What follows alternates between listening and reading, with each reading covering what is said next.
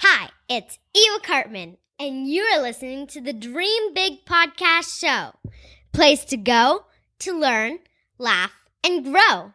Today's guest, James Lawrence, pulled off a feat that almost everyone said was physically impossible, and in doing, earned the legendary nickname, Iron Cowboy. This is episode 105, Big Dreamers. Saddle up. It's time to dream big. Welcome to the Dream Big Podcast Show. We're inspiring you to shoot for the moon, take aim and go. We bring to you amazing guests who truly love what they do. Every day they're living their dreams, and so can you. Dream big, take action to reach your goals. Are you pumped yet? It's showtime, let's rock and roll. Hi, Big Dreamers. Before we jump into this week's episode with the Iron Cowboy, James Lawrence, I wanted to let you know that the beta group for the Dream Big Academy is full. Thank you for those who signed up. You should be receiving an email shortly from my parents with the first module about self-confidence. For those who do not get into the beta group, you can go onto dreambigpodcast.com/waitlist to get on our waitlist. It is possible we will open up a few more slots if we need additional feedback. Plus, if you're on the list, you will be the first to know when the Academy is ready. So go to dreambigpodcast.com/waitlist and sign up today. Okay, on to this week's very special guest, James Lawrence. James is an endurance racer, famous for participating in iron races. A single Ironman, as James will explain, is an incredible feat by itself. But what makes James remarkable is the number of Ironman races he has completed. In particular, he rose to fame for the 50-50-50 feat that you'll be learning about in this interview. Oh, and he has the coolest nickname of all time, the Iron Cowboy. Without further ado, here's my interview with James Lawrence. Hi, James. Hi, Eva. How are you? I'm good. How are you? Awesome. Thank you. I'm so excited that you're on our podcast. Yeah, I was excited when you reached out to me. It's mutual. Yeah. So, we've heard a lot about your life after your childhood, but can you tell us a little bit about your childhood?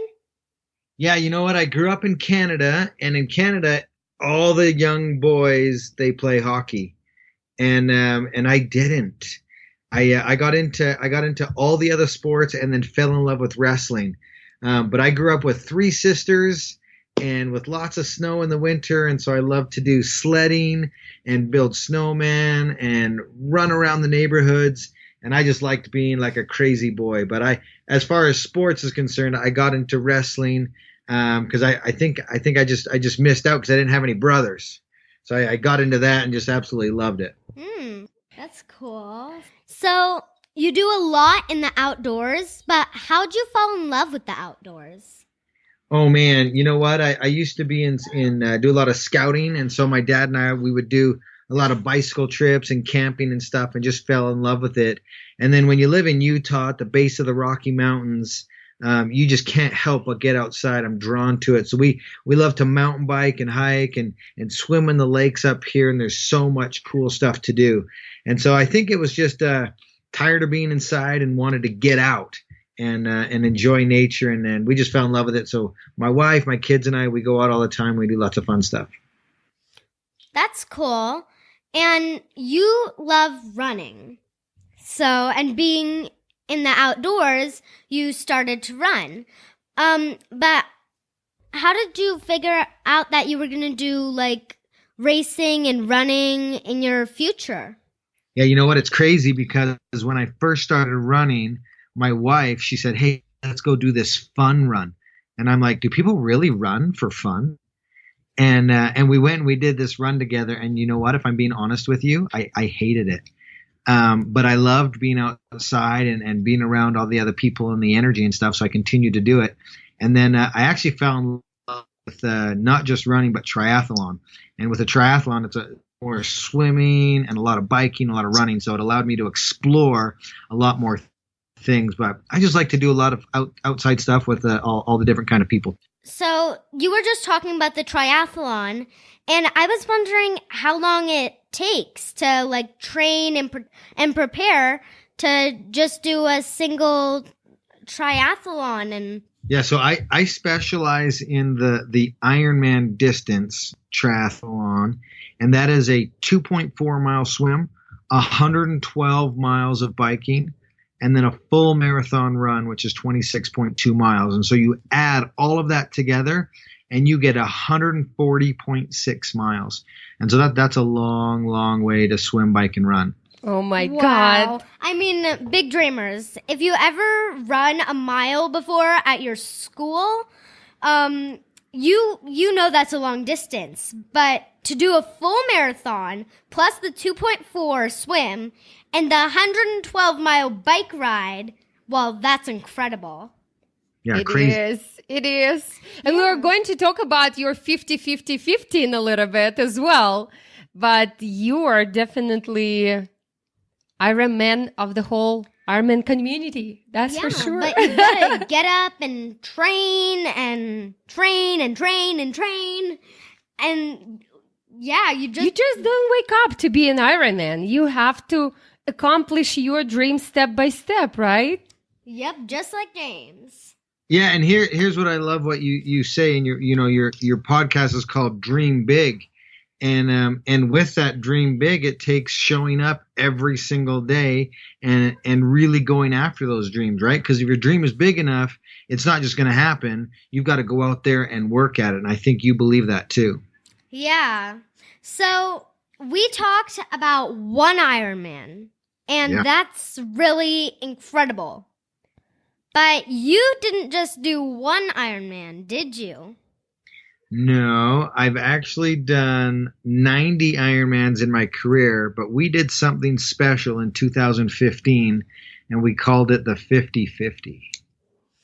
That's outstanding accomplishment. Yeah, can you share for our big dreamers what the 50-50 is?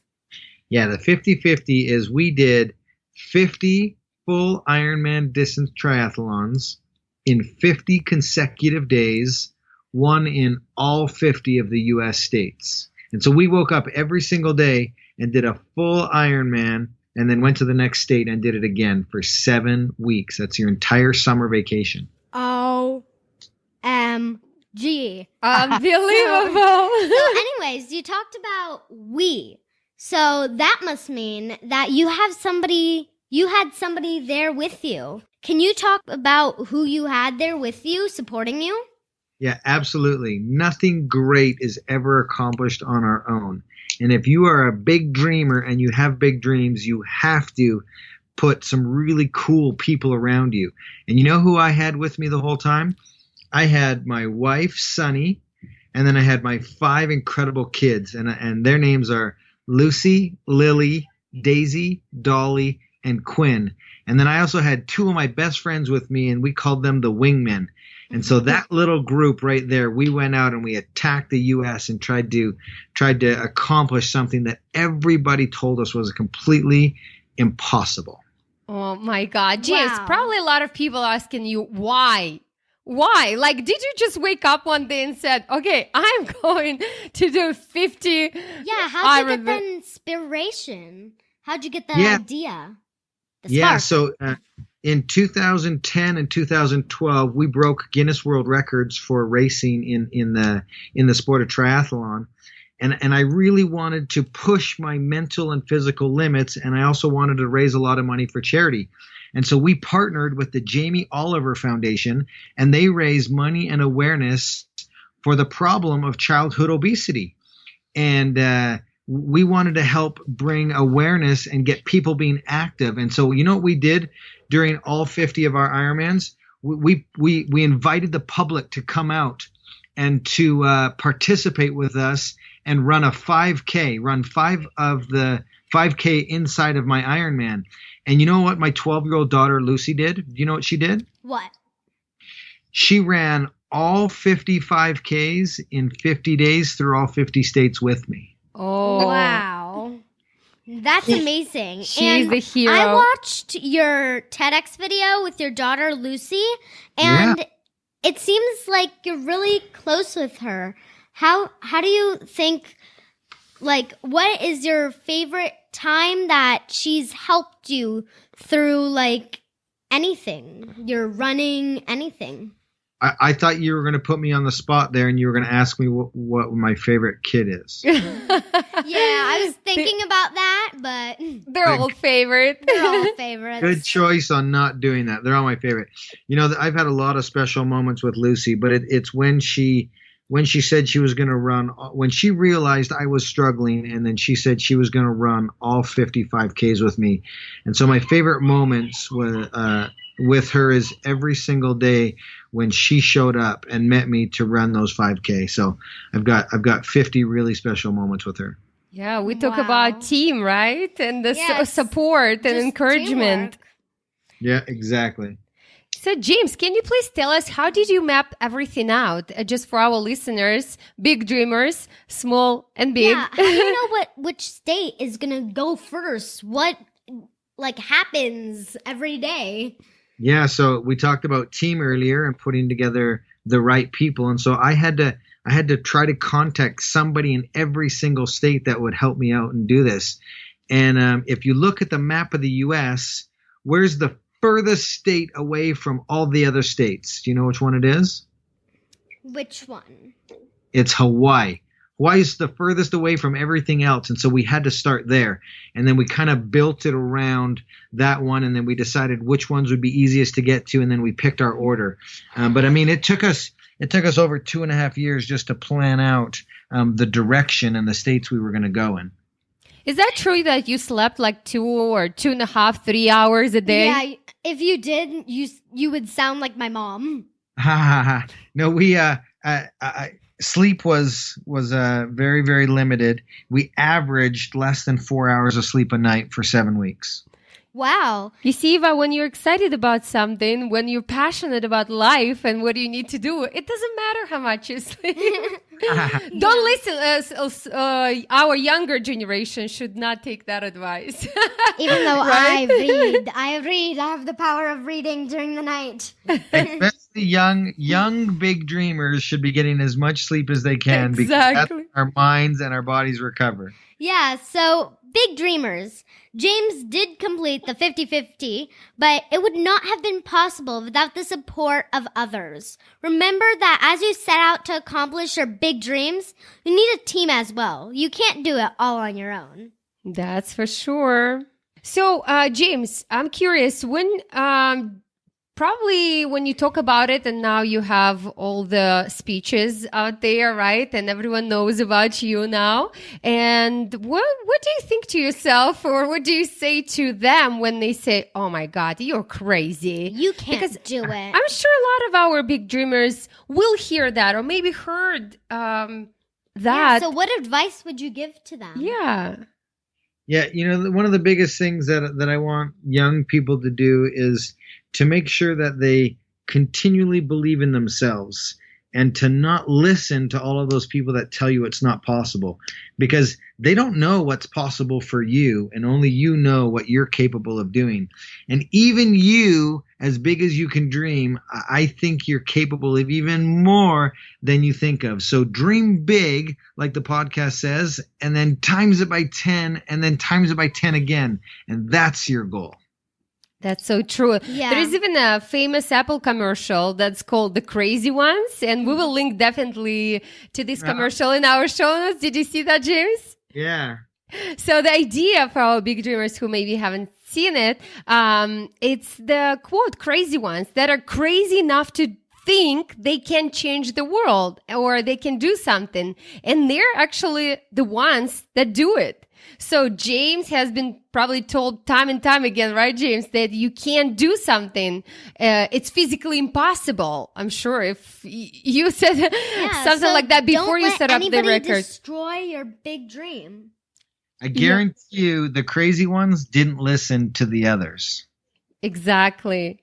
Remember when, Eva, you decided to start the podcast, And then if someone told you at the beginning, you can't do it, you're crazy, you want to interview all these famous people who achieved a lot of things in life. Yeah. If someone told you, you would never start, right? Or like if you would believe them. But Yeah, you if I just would took believe step by them. step. But that's the thing, big dreamers. You can't believe someone if they tell you you can't do it. If you believe that you can do it, or if you had that crazy thought that you could do it, then you've got to push through. You make the commitment. And you make your dreams a reality, right? Yeah, because anybody who says you can't do it, probably so first they don't believe in you, and then they don't think that there's much in the world that people can change. Or maybe they're scared of their own dreams. Or maybe someone else told them before and Now they're it again. projecting their fears on you. Yeah. So make sure you always go after your dreams. Yeah, so James, for the couple final questions, I was wondering if you go back in time and talk to your 10-year-old self, what would be your best advice? You know what? I have a 10-year-old girl right now. And I think if I was to talk to me or my daughter or her friends, I would tell her to, one, like I just said, to believe in herself and to not listen to what anybody else is saying and to have as much fun and laughter as you possibly can. That's going to be the secret, and you won't have any regrets. That's a great advice. Also, I know you have already made many of your big dreams a reality, but if you look at yourself today, what would be your big dream for the future? Oh man, you know what? My future is 2 weeks away from us, and because we just built our dream home, and we'll be moving in 2 weeks. And so my big dream for my future is to move into our new dream home that we just finished building. Congratulations. Congratulations to your new home. It must be amazing. A new family. And you guys are invited to come out and play with my girls. Oh, we love nature. Yes. Come out anytime and play in these mountains. Thank you. Thank you. Thank you. Well, this has been such a great interview. We can't finish without me asking you about your amazing nickname, the Iron Cowboy. Yes. I got that name because we have 5 kids, and when they come to the races, they want to make sure that they don't miss me coming, and I want to make sure that they don't miss me either because I want to see them and I need to feel their energy. And so I started to wear a cowboy hat during the marathon, the run portion of my event. And it just caught on. And now when we go to the races, my kids wear the cowboy hats and I wear the cowboy hat. And so we're now the Iron Cowboy family, right? Yeah, that's awesome, James. Well, I've got to say that if you're going to be known by something, Iron Cowboy is about as cool as a nickname that I ever heard. Yes, thank you so much. And this has been a lot of fun. You're welcome. And again, even though the interview is ending, I'm still super excited. So very cool. Yeah. We can talk for hours. So that's we a can good. talk for hours. That's a good next trip to make. We'll Yeah. make it to So to James I and have his so family. many questions, but I have one last question for you before this interview ends. Okay, what is it? Where can our audience find out more about you? Yeah, I post most of my stuff on Instagram. And so if they go to Iron Cowboy James, they can follow me there. I'm also on Facebook at Iron Cowboy. And then if they want to do anything, hire me for speaking or purchase my book, Redefine Impossible, or do our coaching, then go to ironcowboy.com. Okay, so big dreamers, look for the Iron Cowboy. Thank you Awesome. so much, James. Thank you so much. Bye, guys. Bye. Bye. Wow! I hope you all can appreciate what James has accomplished. I went for a run the other day with my dad, and we ran just over a mile without stopping, and that was really tough. So it put into perspective how incredibly challenging just one Ironman would be, let alone 50. Did you enjoy this special episode with the Iron Cowboy? If so, please tell your friends and family about the Dream Big podcast now. If everyone listening can just tell one person about this episode, that would lead to a chain reaction that would get the Dream Big podcast in front of so many new people, which would be amazing. You can point them to our show notes at dreambigpodcast.com/105, where they can hear the interview and get links to everything discussed in this week's episodes. And please, do take a few moments to leave us a review as well at dreambigpodcast.com/iTunes. We really appreciate your reviews, and it helps us grow the show. Finally, if you're interested in being a part of the Dream Big Academy, please go to dreambigpodcast.com/waitlist to sign up for our early bird list so you can be the first to know when it is ready. Thank you so much for tuning in to the Dream Big Podcast. This is Eva Cartman reminding you that you have unlimited potential. Your dreams are not optional, you need to make them essential. So take massive action to turn those big dreams into reality. Live with passion, the way life is meant to be. I'll see you in the next episode. Bye-bye.